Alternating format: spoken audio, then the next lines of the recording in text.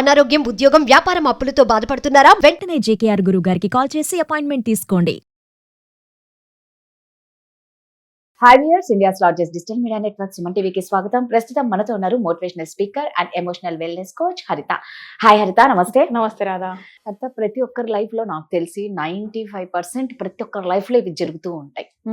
మనం happy moment లో అందరు మన దగ్గర ఉన్నారు అన్న ఫీల్. ఇదే నువ్వు ఒక గృహప్రవేశం చేస్తున్నావు, లేకపోతే గెట్ టుగెదర్, లేదా మనం ఎక్కడికన్నా విహారయాత్రకు వెళ్దామంటే అందరూ వస్తారు, అంతా హడావిడి హంగామా అంతా నడిపిస్తారు. ఇదే అవతల పర్సన్ కి ప్రాబ్లం ఉందంటే ఎవ్వరు రారు హరిత, ఏ హెల్ప్ చేయనికి. ఈవెన్ వాళ్ళు పొరపాటున ఏ హెల్ప్ అడగకపోయినా ఒక రిలాక్సేషన్ కోసం మాట్లాడతామని ఫోన్ చేసినా వాళ్ళ నెంబర్లు చూస్తే క్లియర్ హరిత, భయం, ఎక్కడ హెల్ప్ అడుగుతారో ఏమో, ఏం అడిగి మన మీద పడతారో ఏమో. కొన్ని మాటలు కూడా సూటిపోటి మాటలు ఉంటాయి. నువ్వు హెల్ప్ చేయకపోయినా పర్వాలేదు, వాళ్ళకి మాటలు మాట్లాడవు. అంటే ఎందుకు హరిత మనుషులు ఎలా అయిపోయినారో? ఆనందంలో అయితే భాగస్వాములు అవుతారు, ఇదే బాధల్లో కష్టాలు ఎందుకు అవ్వరు? ఇలాంటి వాళ్ళు ఎలా స్ట్రాంగ్ గా ఉండాలి? బాధపడే వాళ్ళు. ఒకటి ఏంటంటే మనం జనరలైజ్ చేయలేం రాధా. అందరికి ఇదే జరుగుద్ది అని లేదు.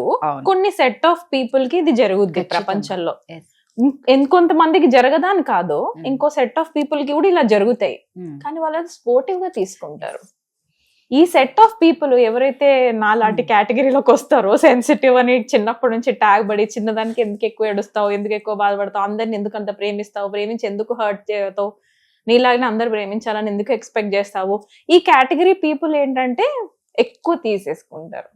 నేను ఫస్ట్ లోనే ఆడియన్స్ కి చెప్పాను, ప్రపంచంలో అన్ని పీపుల్, అందరు మనుషుల్ని 3 కేటగిరీస్ లో డివైడ్ చేయొచ్చు. ఒకటి ఆర్ట్ పీపుల్. ఆర్ట్ అంటే వాళ్ళు భరతనాట్యమో లేకపోతే పెయింటింగో రైటింగో వాళ్ళంటూ వాళ్ళది ఒక వరల్డ్ క్రియేట్ చేసుకొని వాళ్ళు అందులో సెల్ఫ్ గా ఉండి వాళ్ళు అందులో అన్ని డీల్ చేసుకుంటారు. వాళ్ళు వాళ్ళ క్రియేషన్ ద్వారా, అది డైరెక్టర్ అయినా అవని, మ్యూజిక్ డైరెక్టర్ అయినా అవని, వాళ్ళ క్రియేషన్ దాని ద్వారా వేరే వాళ్ళకి ప్రపంచంలో హెల్ప్ చేస్తారు. వీళ్ళ పీస్ వీళ్ళకి సరిపోతుంది, రైట్? వాళ్ళ ఆడియన్స్ అను, వాళ్ళ క్లయింట్స్ అను, ఏదైనా సరే ఇక్కడ నుంచి వాళ్ళకి సరిపోతుంది. ఆర్ట్ పీపుల్ తో పెద్ద ప్రాబ్లం ఉండదు. నెక్స్ట్ వచ్చి బ్రెయిన్ పీపుల్. బ్రెయిన్ పీపుల్ చాలా లాజికల్ గా ఆలోచిస్తారు. ఓకే, వాళ్ళు ఎలా ఆలోచిస్తారు అంటే, నేను నీకు ఇది ఇస్తున్నా, నువ్వు నాకు ఏమి ఇస్తావు రిటర్న్ లో అని ముందే మాట్లాడుకొని దిగే సూపర్ బిజినెస్ పీపుల్ టైప్ లో ఉంటారు. వాళ్ళు వాళ్ళని హర్ట్ చేసుకునే ఛాన్స్ వేరే వాళ్ళని ఇవ్వరు, నేను కూడా హర్ట్ చేసే ఛాన్సెస్ కూడా ఇవ్వకపోవచ్చు. 99% చాలా ప్రాఫిట్ అండ్ లాస్ బేసిస్ లో ఆలోచిస్తారు.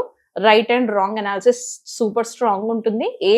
ఏదైనా సరే వాళ్ళు లాజికల్ గా ఆలోచించుకొని 10 years లేటర్ నాకు ఇది హెల్ప్ అవుతుంది కాబట్టి ఇక్కడే ఇన్వెస్ట్మెంట్ చేసుకుంటారు. లేదా కొంతమంది ఇక్కడనే వీడిని దొక్కేస్తే 10 years తర్వాత నేను బాగా ఎదుగుతాను అని అనుకుంటారు. Those people are brain people. వాళ్ళు ఎక్కువ ఎథిక్స్ కి వీటికి ఇంపార్టెన్స్ ఇవ్వరు. వాళ్ళు ఓన్లీ బతుకుతారు. సెల్ఫిష్ కూడా అనవచ్చు. Coming to third category people, heart people. Heart people ఏంటంటే ఎక్కువ ఎమోషనల్ పీపుల్. చిన్నదాన్ని కొంచెం నచ్చుకోవటం, ఎవరైనా ఒక మాట అన్నారా తిరిగి అనలేకపోవటం, అలా అనుండాలి అంటారు కానీ మళ్ళీ అనరు. అనుంటే బాగుండేది అనిపిస్తుంది కానీ అనరు. ఎందుకంటే ఆ హర్ట్ మళ్ళీ వాళ్ళు కూడా తీసుకోవద్దు. నేను ఎంత హర్ట్ అయ్యానో నాకు తెలుసు వాళ్ళు ఆ మాట అన్నప్పుడు.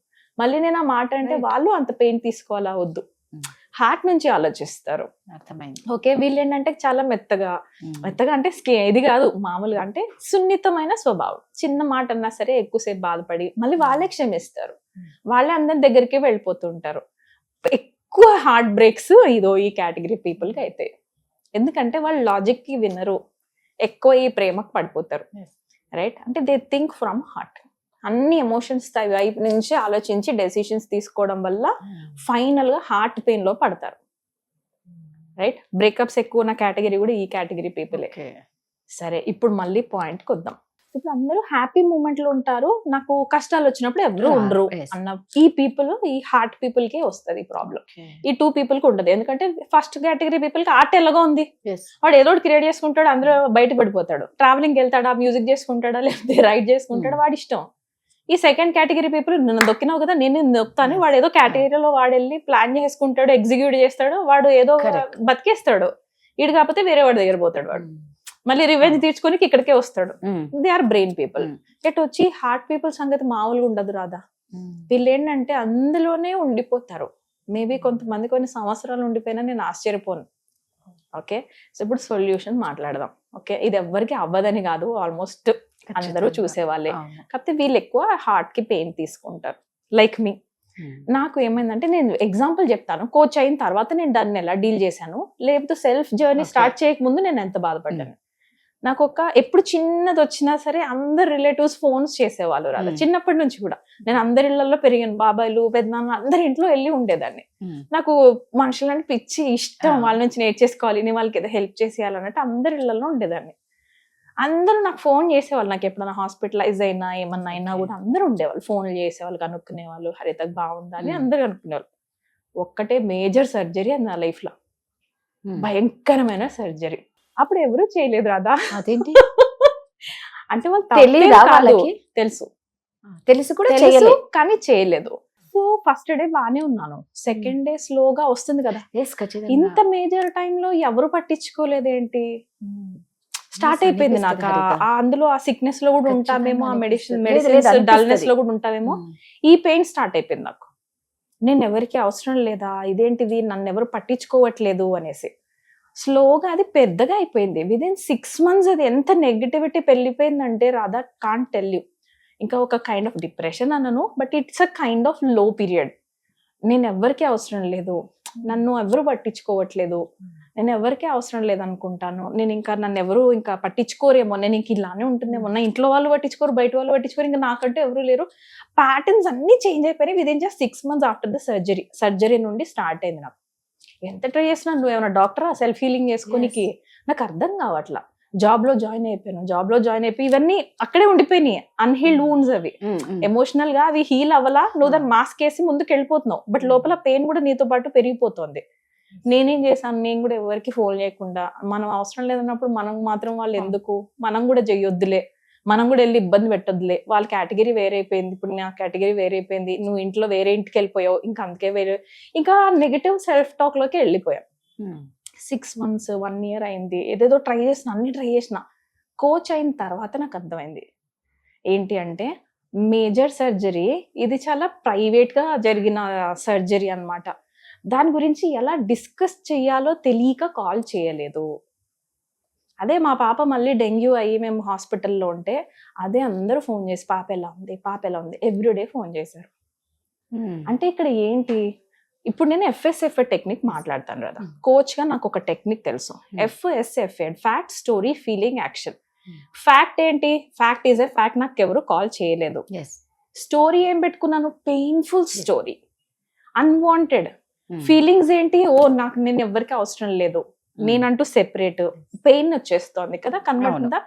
So fact, story, feeling, action లో నేనేం చేశాను, నేను కూడా ఎవరికి మాట్లాడాను, లేదా నేను బాధపడతాను, ఏడుస్తాను, కానీ ఎవరికి చెప్పట్లేదు, ఎక్స్ప్రెస్ చేయట్లేదు, నేను బాధపడుతున్నాను. నేను ఇప్పుడు కోచ్ అయిన తర్వాత ఫ్యాక్ట్ ని చేంజ్ చేయలేను నేను, నిజంగానే నాకు ఎవరు కాల్ రాలేదు, నేను చేంజ్ చేయలేను. But can I change the story, because this is a mind set shift. అంతే, మైండ్ సెట్ షిఫ్ట్ అవడానికి నేను స్టోరీ చేంజ్ చేస్తే సరిపోతుంది. పాస్ట్ లోకి వెళ్ళి మెమరీలో ఆ స్టోరీకి ఏదైనా గుడ్ స్టోరీ ఇవ్వగలనా, ఇన్స్టెడ్ ఆఫ్ పెయిన్ఫుల్ స్టోరీ రాదా, గుడ్ స్టోరీ ఏమి ఇవ్వచ్చు. అరే ఈ సర్జరీ కాబట్టి చేయలేదు, కానీ పాపకైనప్పుడు చేసినారు కదా హరిత, ఆ స్టోరీ నాకు ఎంపవర్మెంట్ ఇచ్చింది కదా, రైట్. ఫీలింగ్స్ చేంజ్ అయిపోయినాయి. నా వాళ్ళు నన్ను ఎప్పుడు వదిలిపెట్టలేదు బావా, వాళ్ళు ఎప్పుడు నన్ను వదిలిపెట్టలా, నేనే నెగటివ్ థింకింగ్ లోకి వెళ్ళాను, ఆ థింకింగ్ నుంచి బయటకు వచ్చేస్తే సరిపోద్ది. ఓకే, ఆ నెగటివ్ థింకింగ్ కూడా ఎందుకు వెళ్ళింది, సర్జరీ అయింది, సర్జరీ తర్వాత ఉన్న కాంప్లికేషన్స్ వచ్చాయి, అక్కడ నుంచి వచ్చింది ప్యాటర్న్. నీ పర్సనాలిటీ కూడా తప్పు కాదు, వాళ్ళది తప్పు కాదు హరిత. ఫీలింగ్స్ కనబడుతున్నాయా, ఇప్పుడు స్టోరీ చేంజ్ అయ్యానే ఫీలింగ్స్ చేంజ్ అవ్వలేదా రాదా. ఎంపవర్మెంట్, నా వాళ్ళు నన్ను ఎట్లా వదిలిపెడతారు, నేను చిన్నప్పటి నుంచి పెరిగిన ఇల్లు, వాళ్ళు నన్ను ఎట్లా వదిలిపెడతారు, నేను ఇప్పటికీ ఫోన్ కొట్టంగానే ఒక్కసారి ఫోన్ కొట్టంగానే ఎత్తుతారు రాదా. నేను అంత నెగిటివ్ ఎట్లా ఆలోచించిన, ఇది నా ప్రాబ్లం హరిత, లెట్స్ డీల్ విత్ ఇట్. నేను యాక్సెప్ట్ చేశాను రాదా, 100%, నాది రెస్పాన్సిబిలిటీ చేంజ్ చేయటం. ఫీలింగ్స్ అయిపోయింది, యాక్షన్ ఏంటి, ఛాన్స్ ఉంటే కలవంగానే ఎట్లా తెలుసా ఎంత ప్రేమ వచ్చేస్తుంది అంటే వాళ్ళ మీద, పిన్ని బాబాయ్ అని వచ్చేస్తుంది. బికాస్ నువ్వు క్రియేట్ చేస్తున్నావు నీ థాట్స్. ప్రేమ క్రియేట్ చేస్తావా, బాధ క్రియేట్ చేస్తావా, మన చాయిసే రాదా, కంప్లీట్లీ అవర్ చాయిస్. బాధ నుంచి పెయిన్ లోకి షిఫ్ట్ అవ్వాలంటే ఒక కౌన్సిలర్ హెల్ప్ కావాల్సిందే. నేను 8 lakhs ఖర్చు పెడితే తప్ప ఈ టూల్స్ నాకు రాలేదు రాదా. It's not easy. ఇక్కడ దాకా వచ్చి కూర్చొని నువ్వు మాట్లాడి అంతే కదా. ఎవ్రీ టైం నువ్వు కౌన్సిలింగ్ చేసుకుంటూ వెళ్ళటం, నీ ఫీల్డ్ వేరు, నువ్వు చేస్తుంది వేరు. Yes. నీకు ఇన్సల్ట్స్ అన్నారు కదా, ఇన్సల్ట్ ప్రతి అడుగునే చేస్తుంది. నువ్వు చదివే ఏంటి, నువ్వు చేస్తుంది ఏంటి, that is part of the life. కానీ దాన్ని ఎలా డీల్ చేస్తున్నాను అన్నది నాకు ఈ టూల్స్ అండ్ టెక్నిక్స్ నుంచి వచ్చింది. నాకు ఒక మెంటర్ హెల్ప్ లేకుండా నేను ఈ స్టేజ్కి రాలేదు.